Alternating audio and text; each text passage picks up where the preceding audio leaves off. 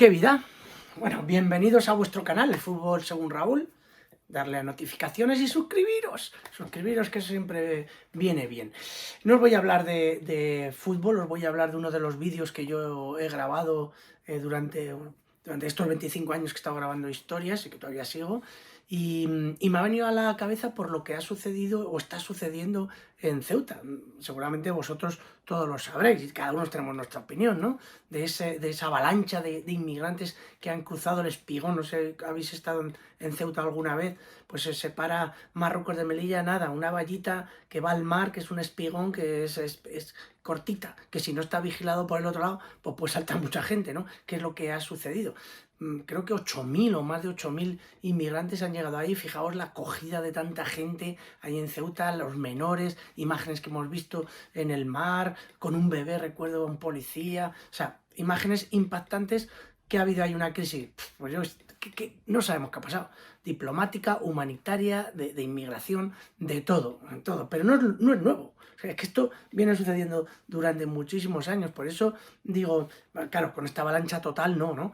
Y por eso recordé un vídeo que hice hace mucho tiempo, en el que era el único equipo de España formado por futbolistas ilegales. Formado por futbolistas, por gente que había saltado la valla de Melilla, que separa el tercer mundo del primer mundo, a buscarse la vida. Cuando llegas allí, te meten en el centro de estancia temporal para inmigrantes, donde había un montón de gente, y tuvo una gran idea el gobierno melillense junto con la Federación de Melilla de hacer con todos los que querían participar un equipo de fútbol, pero para competir dentro de la regional de Melilla. Era súper curioso, formado solo por gente del centro temporal de inmigrantes. Buscaron un entrenador e hicieron un equipo. Recuerdo que vestían verde esperanza, con toda esa gente que había saltado esa valla, ¿no? Pues este es el vídeo que hice en aquel tiempo, recordando lo que ha pasado ahora. El equipo se llamaba el CETI Club de Fútbol. El equipo se nutre de estos futbolistas que han llegado sin el transfer de sus federaciones, sin representantes y saltando algún que otro obstáculo. A estos futbolistas se les llama inmigrantes ilegales. Esta es la sede del club, el centro de estancia temporal para inmigrantes. Aquí es donde se concentran los jugadores del CETI junto al resto de aficionados, unos 600 en total. Para hacer el equipo, la Federación Melillense puso a Juan Carlos de entrenador. Tuvo que elegir de entre todos 22 futbolistas. Que vienen a jugar, les da igual, vienen a jugar descalzos. Al equipo han llegado de diferentes países y lo han hecho andando. Tierno Diallo desde Guinea-Bissau, Francis y Kameni desde Camerún.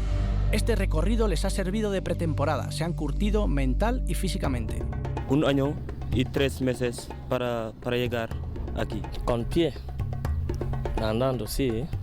Antes de fichar por el CETI estuvieron esperando en el Monte Gurugú rezando y con una dieta rigurosa. Tú puedes pasar una semana, tú no puedes comer. Bebo agua y pan. No ha sido fácil llegar. Francis tuvo que saltar 7 veces para fichar por el CETI. Este día yo entré a Guayapilla conmigo fuera. Es curioso, el rival de hoy tiene varios militares que hace meses estuvieron en la valla impidiendo que esta gente entrara, hoy dándose la mano gracias al fútbol. Tierno celebra su primer gol de la liga recordando a un amigo que dejó atrás. Estaba muy cansado. Muchos policías de Marruecos estaban detrás de nosotros. Yo no tengo tiempo para ayudar a un amigo. Kameni está preocupado por su novia Anet, que sigue deambulando por el Monte Gurugú. No tiene dinero, le llama en bosque, con frío, lluvia, no puede hacer nada, solo Dios, sí, por ayudar. Gracias a todos en Melilla, esos chicos podían jugar y competir, pero claro, aunque quedaran primeros no podían ascender a tercera división al ser una categoría nacional. ¿Cuál era el futuro de ellos? Pues ya llevan 5 meses en el CETI y solo podían estar 6, así que se les podía aplicar la ley de extranjería, que eso significaba la expulsión del país. Así que su victoria era sobre todo conseguir la residencia.